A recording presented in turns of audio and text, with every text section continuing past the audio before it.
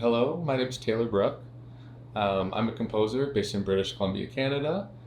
I grew up in Toronto and studied out in Montreal and New York City. I'm currently serving as a composer mentor for the Victoria Symphony, and I write a lot of music that involves live electronics and mixed with acoustic instruments.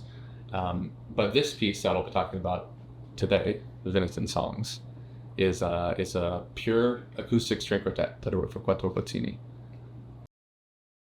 So this new piece is called Vinetan Songs, and the name comes from the myth of Vineta, which I hope I'm pronouncing correctly, which is a myth about a sort of an imaginary, allegorical, mythical city in the Baltic.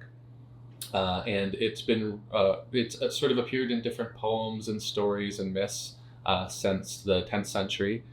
And it's often an allegory for a sort of prosperous, wealthy city of abundance that is then punished for its excesses. And it sort of sinks into the sea as a result of its excessive behavior. But I've always been fascinated by music and art in times of excess. And so this was appealing to me. And then, so thinking Ars Utilior period, for example. And then the other aspect that was maybe even more important than this sort of allegory is conceiving of the music as coming from a traditional culture that doesn't really exist. So the idea of writing music in the style of an imaginary culture. And so the what I find interesting about this is it allows me to deconstruct expectations of music and reconstruct them, but in a way that I hope connects to perception and cultural concepts and sort of twists around different interesting musical things that happen in different traditions.